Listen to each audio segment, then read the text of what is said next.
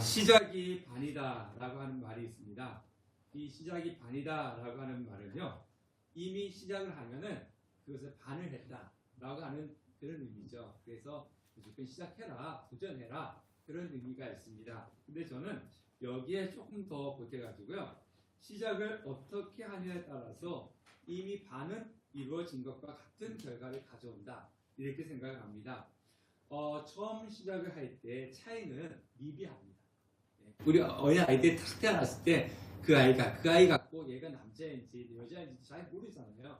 처음에 모든 일을 시작할 때는 참 이게 차이가 별로 없습니다. 근데 시간이 흘러가면 갈수록 차이는 크게 되는 것이고, 결국 나중에는 전혀 다른 결과를 가져올 수가 있습니다. 제가 이 시점에서 이곳에서 출발을 할 때 이렇게 출발하는 거하고 약간 옆에서 출발할 때하고 이 차이는 뭐 5도, 10도밖에 나지 않아요. 그렇지만은 한참 가고 나면은 이 결과점은요, 엄청난 차이를 가져오게 되는 거죠. 그러니까 시작은 작지만 조그만 차이가 시간이 흘러가면 갈수록 큰 차이를 가져오게 된다라고 하는 겁니다. 자, 신앙도 마찬가지예요. 저는 처음에 신앙생활을 장로교 합동측에서 시작을 했어요. 제 시골 교회 모교회가 대한예수교 장로의 합동측입니다. 그래서 저는 목사가 대한예수교 장로의 합동측 목사가 됐습니다. 여러분들 만약에 감리교에서 첫 번째 신앙생활을 했다면 어떻게 됐을까요? 특별한 일이 없는 한 감리교에서 계속 신앙생활을 하고 계실 것입니다. 네, 특별한 일이 없는 한. 요즘 그 통일교가 매스컴에 많이 나오는데요. 처음부터 통일교와 같은 이단에 들어가서 신앙생활을 했다고 생각해 보십시오. 그 사람들은 자신들이 믿고 있는 그 이단이라고 생각하지 않습니다. 아무리 성경을 가지고 잘못된 것이다, 너희들은 믿고 있는 것이 잘못된 것이고 잘못된 것이라고 수도 없이 성경에 있는 구절을 보여주면서 이야기해도 듣지 않습니다. 그냥 한 귀 듣고 한 귀 흘리고 그리고 눈을 감아버립니다. 예. 그래서 이단에 빠지면 이 진리를 보여주고 있는데, 성경은 눈에 보여주고 있는데도 불구하고 안 믿습니다. 예. 그렇게 되는 거예요. 그래서 처음에 어떻게 시작을 했느냐, 이거에 따라 가지고 결과는 천국이 될 수도 있고 지옥이 될 수도 있는 것입니다. 그래서 마치 새가 알에서 딱 깨어나서 처음 본 것이 자기 어미라고 생각하고 따라다니는 것과 같은 것입니다. 오늘부터 창세기 말씀을 살펴보려고 합니다. 태초에 하나님께서 천지를 창조하셨다라고 하는 창조론을 우리는 학교에서 배우지 않습니다. 그리고 교회에서만 배우고 듣기 때문에 일반 사람들은요, 창조론 하면 그냥 교회에서 성경에서만 이야기하는 신화와 같은 그런 것으로 생각을 하기도 합니다. 그러나 분명한 것은요, 진화론은 진리가 아니라는 거예요. 오늘부터 그래서 우리가 창조론을 믿느냐 진화론을 믿느냐에 따라서 우리의 인생의 판도가 달라지는 겁니다. 그러니까 창조론, 진화론, 처음에 이 믿는 차이는 작지만 그러나 우리의 인생의 결과는 하늘과 땅처럼 큰 차이가 있는 것입니다. 창조론은 과학적으로 증거를 하나씩 증거가 나오고 있지만, 진화론은요, 그 진화론이라고 하는 이론에다가 과학을 그냥 억지로 갖다 끼워 맞추는 그런 형태로 지금 가고 있습니다. 창세기는 성경의 첫 번째 책이기 때문에 성경의 여는 그런 열쇠와 같습니다. 그래서 우리가 성경을 읽을 때 제일 먼저 창세기 딱 있잖아요. 여러분 올해 성경 꼭 읽으십시오. 네, 성경 아멘 크게 하십시오. 성경 꼭 읽으세요. 네, 성경 읽을 때 제일 처음 읽을 때 창세기잖아요. 태초에 하나님 천지를 창조하시니라. 출애굽까지 잘 가시잖아요. 근데 레위기에서부터 딱 또 막히지 않습니까? 그럼 또 어디부터 시작해요? 창세기부터 또 시작해서. 그래서 우리가 성경을 읽을 때 제일 먼저 시작하는 것이 창세기입니다. 근데 이 창세기는요, 또 이 창세기의 여는 열쇠가 오늘 바로 우리가 읽은 창세기 1장 1절입니다. 다시 한번 우리가 읽어보겠습니다. 시작. 태초에 하나님이 천지를 창조하시니라. 네.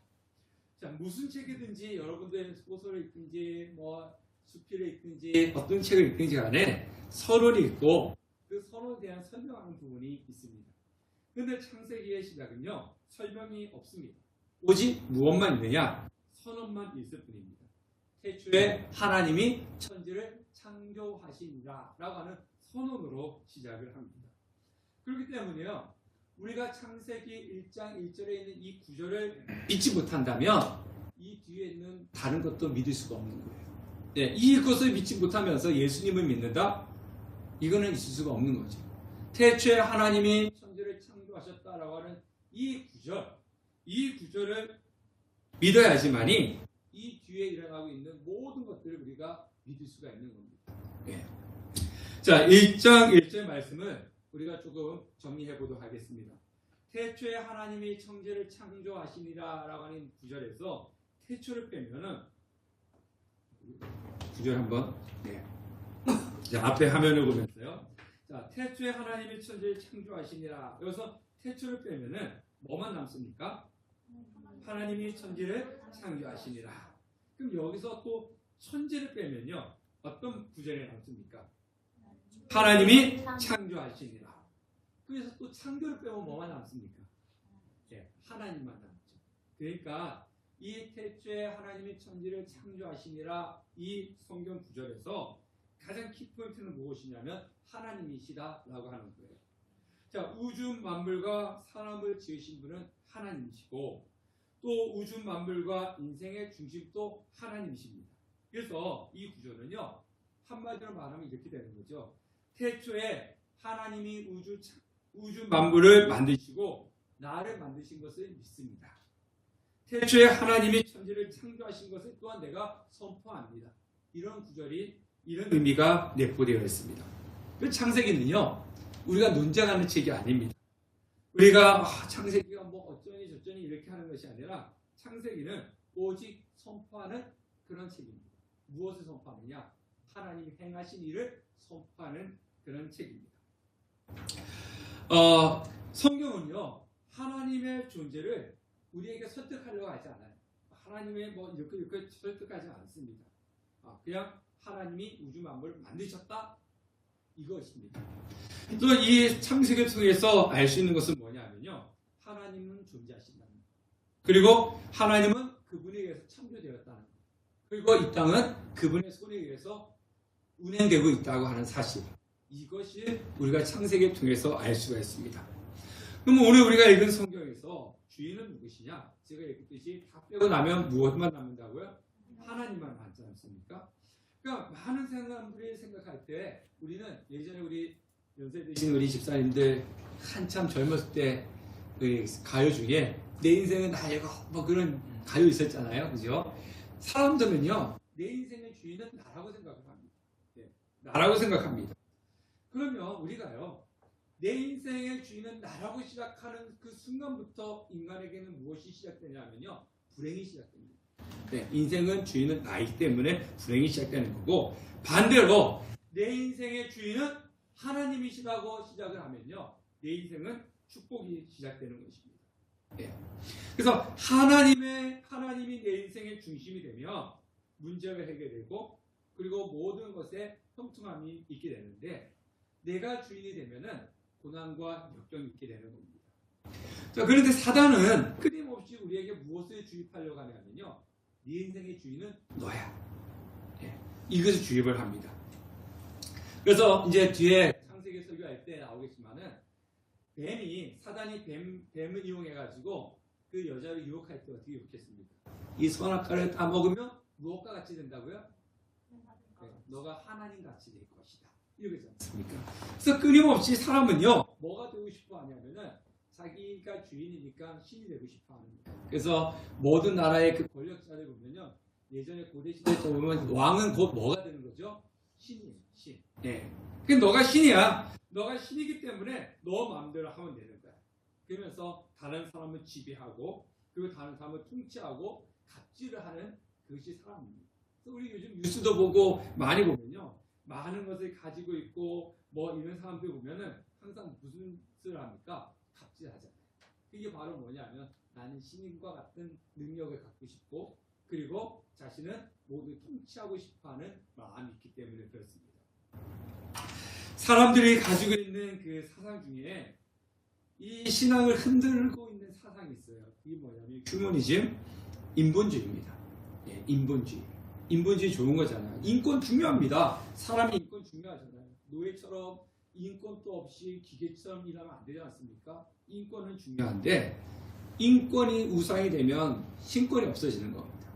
예, 하나님이 먼저가 아니고 뭐가 먼저가 되는 거예요? 사람이 먼저가 되는 거예요. 내가 먼저가 되는 거죠. 그래서 인본주의는 되게 무섭습니다. 예, 좋은 거지만 잘못 사용하면은 하나님을 떠날 수 있는 도구가 되는 것입니다. 여러분들 이제 사람이 첫 번째 만든 것이 이제 빛인데요. 자, 빛은 어둠은 빛을 싫어합니다. 어둠은 빛을 싫어해요. 그러면 불의한 사람들은 의로운 사람들 좋아할까요? 싫어할까요?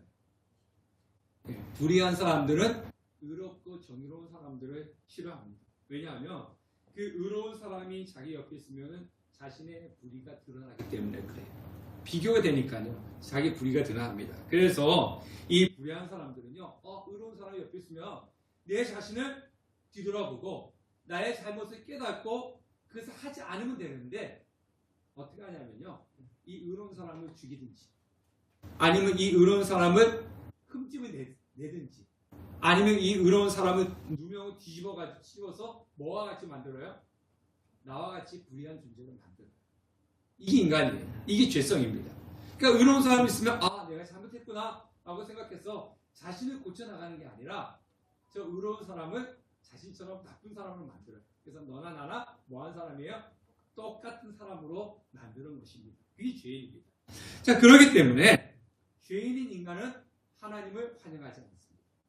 그래서 이 땅은 어둠이잖아요. 예수님은 빛으로 오셨지 않습니까? 하나님이 첫째 날 빛을 만드셨지 않습니까? 그러니까 이 어둠의 땅에 빛으로 예수님이 오시니까 인간들이 예수님 앞에 서면 자신의 죄가 드러나는 거예요. 그러면 회개하면 되는데 자신의 죄가 드러나는 것이 싫으니까 예수님을 죽인 겁니다. 환영하지 않았습니다. 그래서 시편 14편 1절에는요. 이런 말이 있습니다. 어리석은 자는 그 마음에 이르기를 하나님이 없다 하는도다. 저희는 부패하고 소행이 가증하며 선을 행하는 자가 없도다. 자, 어리석은 사람들, 이 땅의 어둠에 사는 사람들이 뭐라고 한다고요? 자기 마음에 대고 뭐라 그런다고 해요? 하나님이 없다. 아니, 하나님이 계시면 하나님 계셔 이러면 되는데 자기 마음속에 하나님 계시는데도 불구하고 하나님 없어 이런다는 거예요. 이게 부패한 사람들의 모습이라고 하는 겁니다. 그래서 잠언서에는 이렇게 이야기합니다. 하나님을 경외하는 것이 지혜의 근본이다. 그래서 이 하나님을 거부하지 않고 하나님을 믿는 것. 그럴 때 우리는 진정한 행복을 얻을 수가 있습니다. 제가 왜 이런 얘기하냐면요. 하나님은 논쟁의 대상이 아니라는 거예요. 하나님 있어? 없어? 뭐 이렇게 논쟁하는 것이 아니라 하나님은 논쟁의 대상이 아니라 경배의 대상이라는 거예요. 경배의 대상. 그러니까 하나님이 계시니 안 계시니 이렇쿵 저렇쿵 논쟁하는 것이 아니라 하나님을 경배하고 하나님을 믿고 하나님을 섬기면 되는 것입니다. 그럴 때 우리 삶 가운데 하나님의 거룩하신 능력이 나타나는 거예요. 자꾸 하나님을 가지고 뭐 이렇쿵 저렇쿵 하는 게 아닙니다. 우리는 하나님을 경배하면 되는 겁니다. 경배 받으실 분이 바로 하나님이시기 때문에 그렇습니다. 요한계시록 4장 8절에 보면요. 그 천사가 쉬지 않고 이렇게 찬양합니다. 거룩하다 거룩하다 거룩하다 주 하나님 곧 전능하신 이여 전에도 계셨고 이제도 계시고 장차 오시리라. 그러니까 그 요한계시록에 보면요. 그 천국의 모습을 다 보여주는데 뭐하고 있느냐. 천사들과 그 천국에 있는 모든 사람들이 하나님을 찬양하고 경배하는 하나님을 하고 있는 거예요. 그러니까 하나님은 무엇만 받으신 분이냐. 찬양과 경배의 대상이다 라고 하는 것입니다.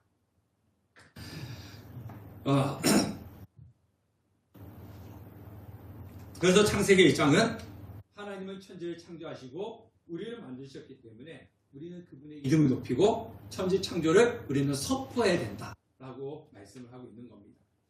자, 창세기 1장 1절에서 우리가 배울 수 있는 것은 뭐냐 하면은 하나님은 천지를 만드셨기 때문에 시간을 만드신 분이시라는 거죠. 시간을 만드셨어요. 그래서 시간의 주인은 누구시냐? 바로 하나님이시라는 겁니다. 태초에라고 시작을 하지 않습니까? 태초에. 이 태초에라고 하는 말은 인간의 시작이 바로 시작된 그 순간을 이야기를 하고 있는 것입니다. 그러니까 시간은 하나님이 만드셨기 때문에 우리의 것이 아니라는 거예요. 우리의 것이 아니라는 겁니다. 자, 인류의 역사는 시간이 기준이잖아요. 근데 하나님은 시간을 만드셨기 때문에 사람은 시간 안에 있지만 하나님은 시간을 초월하신 분이세요. 그래서 과거에도 계셨고 지금도 계시고 앞으로도 계시는 분. 이분이 바로 하나님이세요. 그래서 구약 성경에 있다 보면 항상 하나님이 하신 말씀이 나는 아브라함의 하나님이요 이삭의 하나님이요 야곱의 하나님이다. 이 얘기가 뭡니까? 과거에도 있었고 지금도 있었고 미래도 계시는 하나님. 우리는 지금 현재만 존재하죠. 지금 과거에 같이 존재합니까? 미래에 같이 존재합니까? 아니잖아요. 우리는 지금 이 시간에 이 공간에만 있지 다른 데 있지 않아요.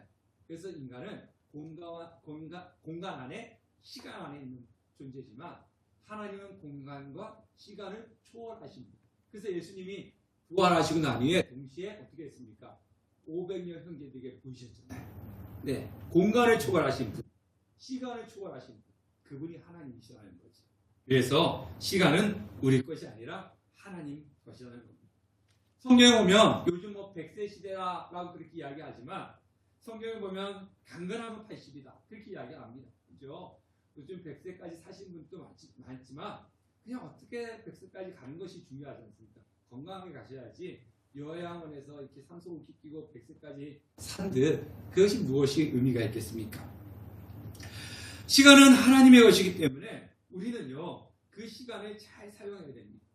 내가 시간을 정말 하나님을 위해서 사용하는 것이 아니고 나를 위해서라든가 아니면 사단을 위해서 사용한다면 그 시간은 멸망받을 시간이 되는 겁니다. 그러나 하나님을 위해서 사용하는 시간은 그 사람들은 축복을 받게 되는 겁니다. 그래서 성경에 보면 세월의 악기라 때가 악하니라 그렇게 이야기하는 거죠. 네. 우리가 시간도 하나님 앞에 드릴 줄 알아야 되는 거예요. 우리 교회 오면은 11조를 하나님께 드린다. 그래서 10분의 1에서 돈만 생각하는데요. 우리의 시간도 하나님 앞에 드릴 수 있어야 돼요. 그래서 이 시간만큼은 나는 아무것도 하지 않는다. 오직 이 시간만큼은 하나님을 쓰겠다. 일주일 동안에 이 예배드리는 이 시간은 나한테 특별한 어떤 일이 일어나지 않는 한 교회 가서 하나님 앞에 예배드린다. 이 시간을 떼어놓으셔야 돼요. 또 하루에 시작할 때도 마찬가지예요. 하루 24시간 또 내가 사용하고 남은 시간을 하나님께 드리는 것이 아니라 하나님께 먼저 떼어놓고 이 시간만큼 내가 성경을 5분 읽는다. 기도하는데 30분 한다. 이 시간을 딱 떼어놓고 이 시간은 어떤 일이 있어도 나는 이 시간을 하나님께 드린다. 하나님께 드릴 수 있어야 돼요. 예, 시간은 내 것이 아닙니다. 하나님 것이기 때문에 그렇습니다. 자, 두 번째. 오늘 하나님의 천지를 창조하셨다라고 하는 이 구절 속에서 또 우리가 무엇을 알 수 있느냐 하면은 이 땅에 있는 모든 것은 다 하나님 것이다 라고 하는 겁니다. 모든 만물의 주인도 하나님이시고 우리의 인생의 주인도 하나님이시다 라고 하는 거예요. 내 것이 아니라는 겁니다. 내가 살고 있는 집도 내가 가지고 있는 이 건강도 내가 누리고 있는 모든 것들이 다 누구 거다? 하나님 거다 라고 하는 겁니다. 자, 이 땅에 왜 사람들이 전쟁하고 싸웁니까? 지금 우크라이나하고 러시아가 지금 4년 동안 전쟁하고 있는데 왜 싸웁니까? 남의 것을 빼앗으려고 하기 때문에 싸우는 거잖아요. 예. 내 것이라고 생각하고 있기 때문에 이건 내 거야. 저것을 뺏으면 저건 내 것이 될 거야. 그리고 또 나는 이것이 내 거야 라고 하니까 뺏기지 않으려고 서로 싸우고 갈등을 하는 것입니다. 생각해 보십시오. 이 땅에 있는 땅 문서, 집 문서 내가 죽을 때 가지고 가는 거 아니지 않습니까? 다 놔두고 가는 것입니다. 네, 왜냐하면 내 것이 아니기 때문에 다 놔두고 가는 겁니다. 우리에게는 소유권이 있는 것이 아니라 뭐가 있느냐? 위탁권이 있습니다. 하나님께서 우리에게 맡겨주신 거죠. 우리는 하나님께 빌려서 잠깐 사용하는 것입니다. 잘 사용하다가 주인한테 돌려줘야 되는 거죠. 여러분 전세를 살면 주인이 따로 있잖아요. 그럼 어떻게 해요? 잘 사용하다가 계약 기간 다 끝나면 주인한테 탁 줘야 되지 않습니까?